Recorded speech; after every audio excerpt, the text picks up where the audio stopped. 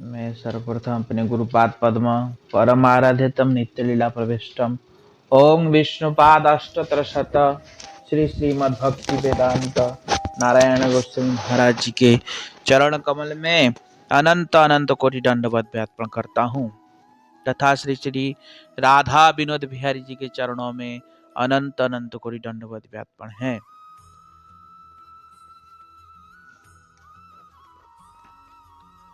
आचार्य में श्री विष्णु स्वामी सबसे पहले इस जगत में आए थे।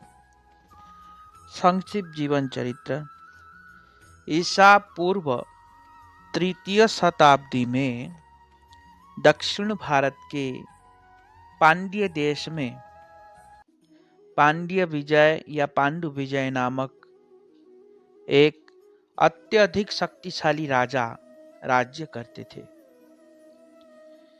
ये पांड्य विजय देश ये कहाँ पे? पांड्य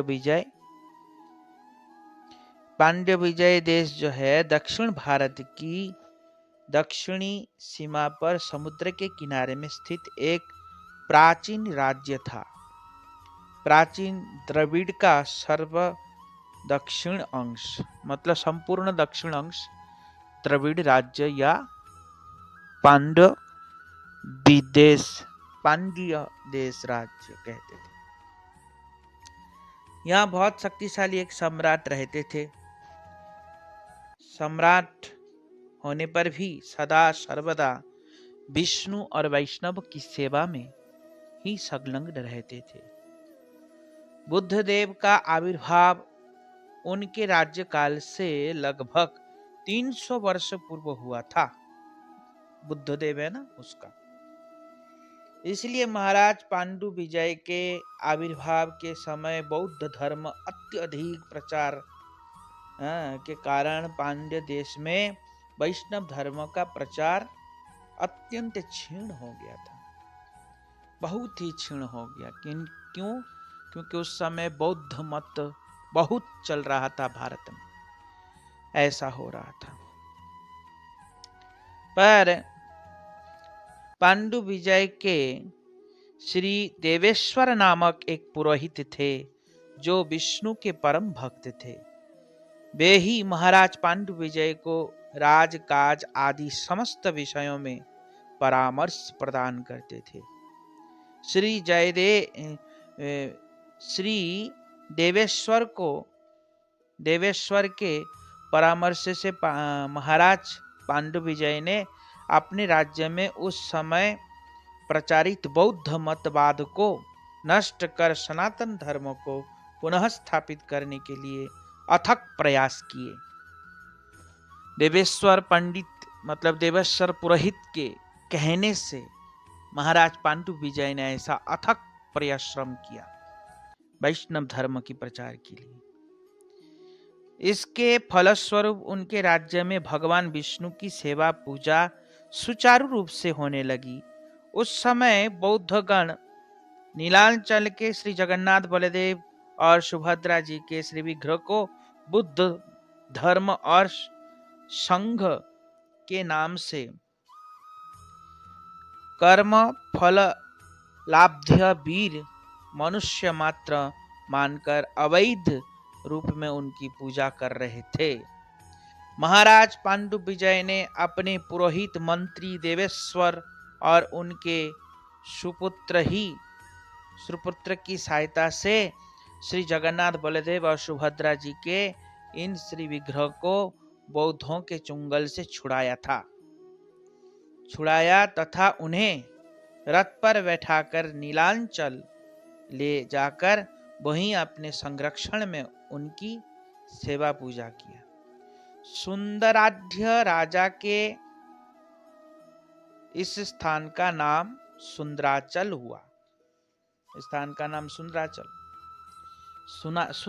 ले गए। नीलांचल नहीं, सुंदराचल ले गए विग्रहों को और वहां पे सुचारू रूप से भगवान की सेवा पूजा करने लगे, भगवान जगन्नाथ जी का।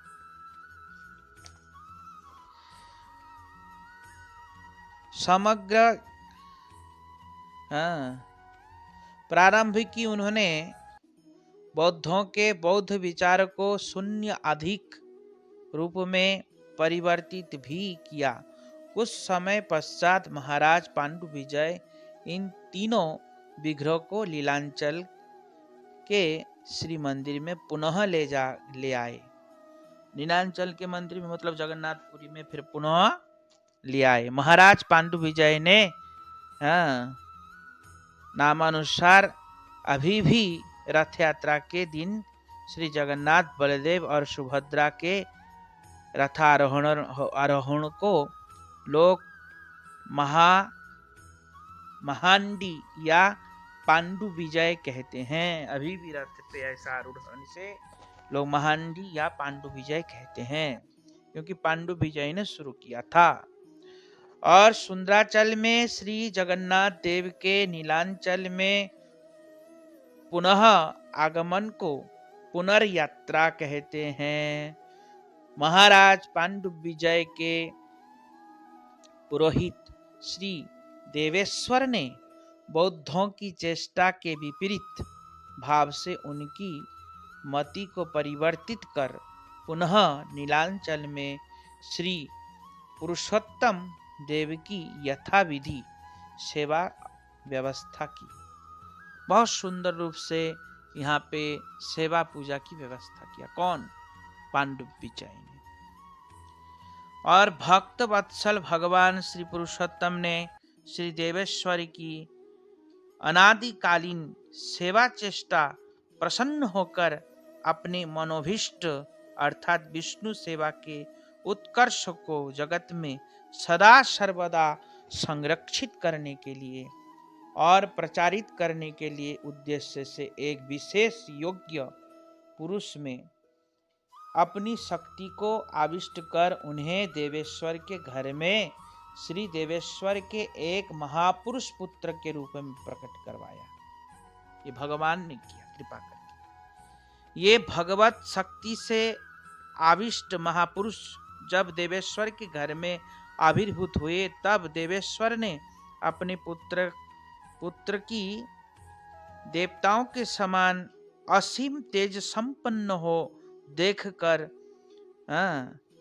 उसका नाम देवतनु रखा। उनका नाम क्या रखा? देवतनु, क्योंकि देवताओं के समान उनके शरीर से उज्जवल इतना अंग कांति प्रखरित हो रहा था, इसलिए उनका नाम देवतनु रखा। अत्यंत बाल्यकाल से ही भगवान विष्णु की सेवा में ही लगे रहते थे। ये बालक अत्यंत बाल्यकाल से ही भगवान की सेवा करते थे और भगवान विष्णु की सेवा विरोधी सभी कार्यों का वे सब प्रकार से निषेध करते थे। देवतनु ने अल्प काल में ही अपने अलौकिक स्वसिद्ध ज्ञान को प्रकाशित किया। देवतनु ने श्रुतियों में प्रतिपादित वैष्णव न्यास के विधान अनुसार त्रिदंड संन्यास ग्रहण किया। फिर उन्होंने क्या किया? त्रिदंडी संन्यास ग्रहण किया वैष्णव विधान के अनुसार, और उनका नाम विष्णु स्वामी से विख्यात हुआ। श्रीमद विष्णु स्वामी के नाम से विख्यात हुए, प्रसिद्ध होकर उन्होंने कलयुग में वैदिक त्रिदंड संन्यास विधान का जगत में पुनः प्रचार किया। उनके समय अष्टतरशत मतलब 108 नामी वैदिक त्रिदंडी सन्यासियों का तथा उनके अधस्तन शिष्य परंपरा में 700 त्रिदंडी सन्यासियों का परिचय पाया जाता है। 700 सन्यासी परिचय पाया जाता है। प्रबंध के विस्तार के भय से इस स्थान पर उन सभी त्रिदंडी सन्यासियों का परिचय देना असंभव है, संभव नहीं है। हमारे गुरुजी कह रहे हैं ये ऐसा अगर लिखते जाएंगे तो पूरा किताब भर जाएगा उन्हीं से, इसलिए विस्तार ना हो इसलिए संक्षेप में बता रहे। जिज्ञासु लोग अगर हो तो गौड़िया कंठार में हमारे त्रिदंडी सन्यासी कितने 108 नाम जो है, ये 108 नाम एक एक करके श्रुतियों से लेकर के उसमें दिया गया है, तो लोग पढ़ सकता है, देख सकता है, गौड़िया कंठार में है। और वैष्णु मंजूषा पत्र संख्या में 700 त्रिदंडी सन्यासियों का परिचय प्राप्त कर सकते हैं। उसमें भी 700 किसमें वैष्णव मंजूषा, उसमें 700 सन्यासियों का भी नाम है। जो लोग ऐसा समझते हैं कि श्री शंकराचार्य ने ही सर्वप्रथम दशनामी सन्यासी का प्रथा प्रचार किया है, उनके लिए यह भ्रम धारणा विष्णु स्वामी संप्रदाय के वैभव विज्ञान से पूर्णतया दूर हो जाएगी। यह भी समझ आ सकेंगे कि वैष्णव संप्रदाय श्री शंकराचार्य के परिवर्तित काल से नहीं अपितु अनादि काल से ही जगत में प्रचारित है। जो त्रिदंडी सन्यासी है ये अनादि काल से प्रचारित है वैष्णव रीति अनुसार। यह अभी से नहीं, यह शंकराचार्य जी का आने के बाद ये सन्यास ग्रहण होने नहीं लगा, उससे पहले से ही थे। और श्री शंकराचार्य के आविर्भाव के बहुत पहले से ही देवतनु विष्णु स्वामी के समय से ही विशेष रूप से समृद्ध जैसा भी हो देवतनु त्रिदंड संन्यास ग्रहण कर आचार्य विष्णु स्वामी के नाम से जगत में प्रसिद्ध हुए हैं। अब ये देवतनु जो है मतलब विष्णु स्वामी जो है ये शंकराचार्य से भी बहुत पहले आए थे। तो उस समय उन्होंने त्रिदंडी संन्यास लिया, तो कैसे 10 नामी सन्यासी शंकराचार्य जी ने प्रकट किया, ये है वो है, ऐसे लोग कहते जो जानते नहीं अल्पज्ञानी हैं, वो लोग कहते हैं। परवर्ती काल में और भी 2 पृथक व्यक्ति विष्णु स्वामी के नाम से आचार्य के रूप में विशेष रूप से प्रसिद्ध हुए, इसलिए देवतनु आदि विष्णु स्वामी के नाम से विख्यात है। इन्हीं आदि विष्णु स्वामी ने ही वेद विरोधी बौद्धों की सनातन धर्मों को नष्ट करने की चेष्टा को विशेष रूप से लक्ष्य किया था। बौद्ध ने बहुत से प्रमाणिक ग्रंथों को लोगों की दृष्टि से लुप्त कर दिया था। ये जो बौद्धवादी है महा शैतान होते हैं ये लोग हमारे धर्म ग्रंथों को बहुत लुप्त कर दिया। बहुत से प्रमाणिक ग्रंथों को लोगों की दृष्टि से लुप्त करा दिया, जिसे देखकर आदि विष्णु ने समस्त श्रुति वाक्यों के सार स्वरूप ब्रह्म सूत्र अथवा बद्रायण सूत्र का चयन किया एवं इस ब्रह्म सूत्र के भाष्य के प्रचार के द्वारा ही जगत में लुप्त सनातन वैष्णव धर्म को पुनः प्रतिष्ठित हो सकता है। ऐसा विचार कर उन्होंने ब्रह्मसूत्र एक बहुत ही सुंदर भाष्य की रचना की थी। यही भाष्य ही विद्युत समाज में सर्वज्ञ सूक्त के नाम से प्रसिद्ध है। केवलाद्वैत विचार परायण सर्व आत्म मुनि को कुछ लोग आदि विष्णु स्वामी के साथ एक मानने का भ्रम करते हैं। सर्वज्ञात मुनि अहंग्रहोपासक मायावाद विचार को मानने वाले थे। दूसरी ओर सर्वज्ञ मुनि आचार्य विष्णु स्वामी ने शुद्धाद्वैत विचार पूर्ण अपने भाष्य में भगवान विष्णु का पर तत्व, जीव का नित्यत्व, नाम का सेवत्व,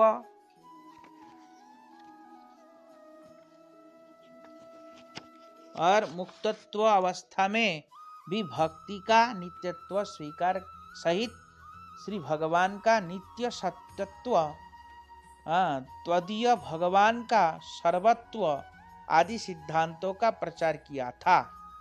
आचार्य विष्णु स्वामी या सर्वज्ञ मुनि के भाष्य का सिद्धांत केवलाद्वैत रूपी भक्तिहीन विचारों से सर्वथा रहित होकर शुद्धाद्वैत सिद्धांत के नाम से जगत में प्रसिद्ध हुआ है।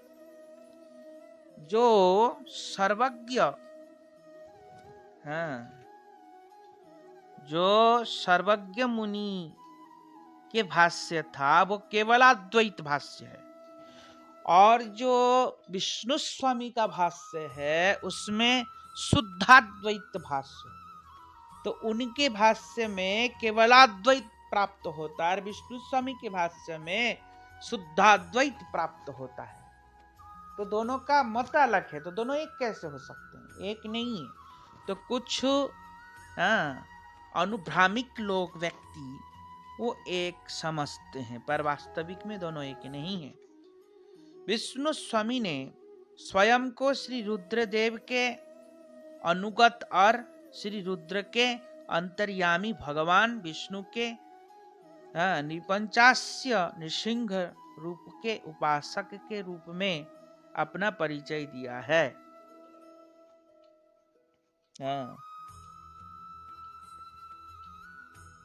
अपना परिचय दिया है। श्री महाभारत में ऐसा कहा गया है कि श्री रुद्र संप्रदाय ब्रह्मा के द्वितीय चक्षुष्षान में श्री नारायण की कृपा से जगत में प्रकाशित हुआ। श्री रुद्र संप्रदाय के अधस्तन बालखिल्य मुनियों ने ही वैष्णव धर्म का प्रचार किया था। पहले बताया था मैं, बालखिल्य मुनि रुद्र संप्रदाय का प्रचार किया था और संप्रदाय का संकरण किया। पहले श्री विश्वस्वामी संप्रदाय एवं उसके पश्चात लिंगायत संप्रदाय से प्रकार भेद होने के कारण संख्या दल में संकर्षण होने पर श्री शंकरवाद के विचार और संप्रदाय के उत्पत्ति हुई है। सर्वज्ञ युक्त के सूक्त के अतिरिक्त परवर्ती काल में यान माधव के सर्वदर्शन संग्रह के अंतर्गत रसेश्वर दर्शन में भी श्री विष्णु स्वामी के नाम और उनके उपास्य देव निरिपंचास्य विष्णु एवं नृसिंह उपासना के संबंध में विष्णु स्वामी संप्रदाय के सिद्धांतों का उल्लेख देखा जाता है। विष्णु स्वामी संप्रदाय में किस किस ठाकुर जी का उपासना करते हैं? नृपंचास्य विष्णु और नृसिंह का उपासना, लक्ष्मी नृसिंह का उपासना होता है। तो यहाँ पे स्पष्ट लिखा है उनके सर्वेश्वर दर्शन में, उनके रसेश्वर दर्शन में, सर्वेश्वर नहीं रसेश्वर दर्शन ऐसा प्राप्त होता है।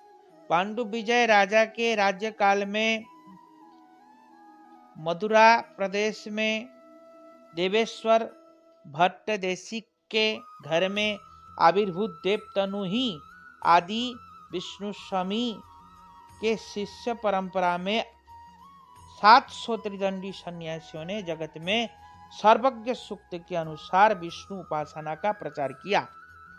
सर्वज्ञ सूत्र ये विष्णु स्वामी ने रचना किया है। भाष्य कहते हैं, इनके संप्रदाय के भाष्य है। तो इनके जितने भी सन्यासी है 700 सन्यासी, इन्होंने इस जगत में वैष्णव धर्म का प्रचार किया। श्री ब्रजनाथ द्वारा रचित पूर्व गुरु वंश विवरण में और यदु चंद्र के श्री वल्लभ दिग्विजय नामक ग्रंथ में इन सब बातों का उल्लेख है। ये जो कथा है ये सब कहाँ, ये सब ग्रंथों में उल्लेख है। इन 700 सन्यासियों से अंतिम आचार्य का नाम श्री व्यासेश्वर था। अंतिम जो इनके आचार्य थे उनका नाम व्यासेश्वर थे। व्यासेश्वर आचार्य के पश्चात आदि विष्णु स्वामी परंपरा का प्रचार प्रायः लुप्त हो गया था। तत्पश्चात द्वितीय विष्णु स्वामी के क्रम में आज से प्रायः 1100 वर्ष पूर्व श्री राजगोपाल विष्णु स्वामी नाम देखा जाता है। फिर दूसरे विष्णु स्वामी आए जिनका नाम है राजगोपाल विष्णु स्वामी। पहले थे देव तनु विष्णु स्वामी, अब दूसरा ये है राजगोपाल विष्णु स्वामी नाम देखा जाता है। उन्हीं राजगोपाल विष्णु स्वामी ने कांची में श्री वरदराज या श्री राजगोपाल देव विग्रह की स्थापना कर वहीं अपना आसन भी प्रतिष्ठित किया था। उन्होंने द्वारिका में श्री रणछोड़लाल श्री विग्रह को भी स्थापित किया। रणछोड़लाल द्वारिकाधीश को स्थापित किया एवं 7 मोक्ष प्रदान करने वाली पुण्यों में विष्णु विग्रह की प्रतिष्ठित कर पुनः शुद्धाद्वैतवाद मत की उज्ज्वलता का प्रचार किया। पुनः इन्होंने फिर प्रचार किया इनके संप्रदाय बाद में आके दूसरे विष्णु सिहल मिश्र या बिल्ल मंगल इन्हीं राजगोपाल विष्णु स्वामी अथवा द्वितीय विष्णु स्वामी के प्रशिष्य के रूप में प्रसिद्ध हुए। राजगोपाल विष्णु स्वामी के तृतीय अधस्तन समय में प्राचीन विष्णु स्वामी संप्रदाय के साथ विष्णु स्वामी संप्रदाय का पहले की तरह प्रचंड विवाद उत्पन्न हुआ। विष्णु स्वामी संप्रदाय के अनुयायियों ने मायावाद के आश्रम में श्री रुद्र को स्वतंत्र ईश्वर के रूप में प्रचार किया।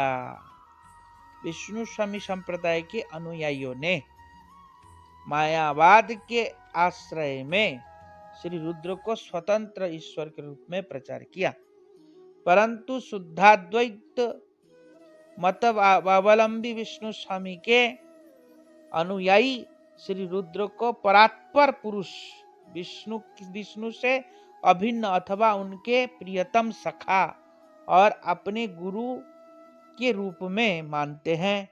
साधारण तत्व ज्ञान से रहित व्यक्ति शुद्धाद्वैत मत अवलंबियों के इस तथ्य सर्वस्व विषय से भी केवलाद्वैतवादियों के निर्विशेष विचारों को सूक्ष्म पार्थक्य को समझ नहीं पाए। अतः अधिकांश व्यक्ति मायावाद के आपात प्रलोभन से आकृष्ट होकर शिव स्वामी संप्रदाय में ही प्रविष्ट हो गए। इनके संप्रदाय से कुछ लोग शिव स्वामी में प्रविष्ट हो गए।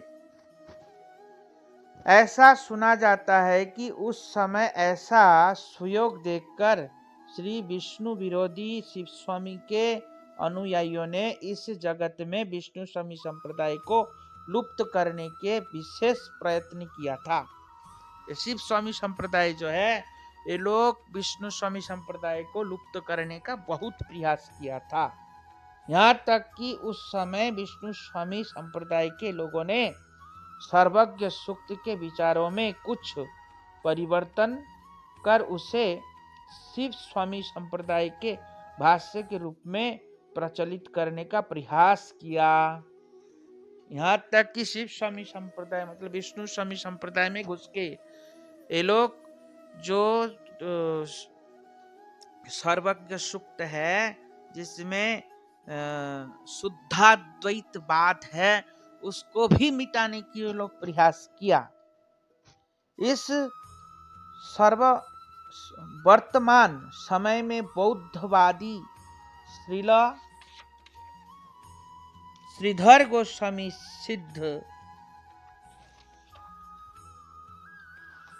सिद्ध वैष्णव ध्रुव संप्रदाय अथवा केवलाद्वैत विचार के पक्षपाती संप्रदाय केवलाद्वैतवादी मानते हैं। उसी प्रकार के तत्व ज्ञान से रहीन विचार शिव स्वामी संप्रदाय द्वारा विष्णु स्वामी के अनुयायियों के प्रति विवाद के समय में भी साधारण धारणा समाज में परिलक्षित हो रहे थे। मतलब कोई कहते थे शिव स्वामी संप्रदाय विष्णु स्वामी संप्रदाय, पर वास्तविक में ऐसा नहीं था। विस्तारित हुआ। समय अनुसार माया का प्रभाव ही जगत में अधिक विस्तारित हुआ। साधारण लोग विष्णु स्वामी के नाम की गंध तक को प्रायः भूल गए और जगत में शिव स्वामी अनुयायियों का ही प्राधान्य हो गया। द्वितीय विष्णु स्वामी के पश्चात जब जगत में वैष्णव धर्म के प्रचार का अत्यंत अभाव परिलक्षित हो रहा था, उस समय भगवान विष्णु ने पुनः एक विशेष शक्तिशाली आचार्य को इस जगत में भेजा। इनके संप्रदाय की बात बता रहे हैं। इनके संप्रदाय में ऐसा फिर भगवान ने दोबारा एक विशेष शक्तिशाली आचार्य को पुनः एक विशेष शक्तिशाली आचार्य को भेजा। ये आंध्र विष्णु स्वामी या तृतीय विष्णु स्वामी के नाम से प्रसिद्ध हुए। ये आंध्र विष्णु स्वामी या तृतीय विष्णु स्वामी के नाम से प्रसिद्ध हुए। तृतीय विष्णु स्वामी के गृहस्थ शिष्यों की परंपरा में बाल भट्ट। अब तृतीय विष्णु स्वामी के संप्रदाय में कुछ गृहस्थ भक्त इनके हुए और गृहस्थ भक्त परंपरा में इनके गृहस्थ लोग भी गुरु बने। इसलिए बाल भट्ट, प्रेमाकार, श्री लक्ष्मण भट्ट आदि का अभ्युदय हुआ। इनके संप्रदाय में ये बाल भट्ट, प्रेमाकार, लक्ष्मण भट्ट ये सब अभ्युदय हुए। यही लक्ष्मण भट्ट के पुत्र श्री वल्लभ भट्ट ही आगे चलकर श्री वल्लभाचार्य के नाम से प्रसिद्ध हुए। लक्ष्मण भट्ट का जो पुत्र है वो वल्लभ भट्ट है और वल्लभ भट्ट ही जो है वो वल्लभाचार्य है। आगे जाके वल्लभाचार्य हुए। वल्लभाचार्य के नाम से प्रसिद्ध हुए और उनके संप्रदाय के विचारों से वल्लभाचार्य तृतीय विष्णु स्वामी संप्रदाय के अधस्तन के रूप में प्रचलित हुए हैं। वल्लभाचार्य जी को तृतीय विष्णु स्वामी भी लोग कहते हैं। विष्णु स्वामी तृतीय विष्णु स्वामी संप्रदाय के नाम से प्रचलित हुए हैं।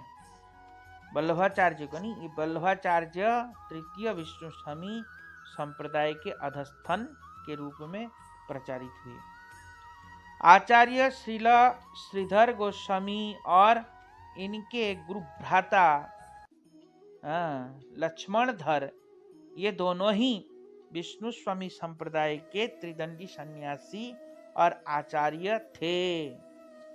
ये जो श्रीधर गोस्वामी है जिन्होंने भागवत के ऊपर टीका लिखा, रामानुज संप्रदाय के हैं, इनके गुरु भाई लक्ष्मणधर ये दोनों ने ये विष्णु स्वामी संप्रदाय से त्रिदंडी संन्यास ग्रहण किया। श्री विष्णु स्वामी संप्रदाय के आचार्य के द्वारा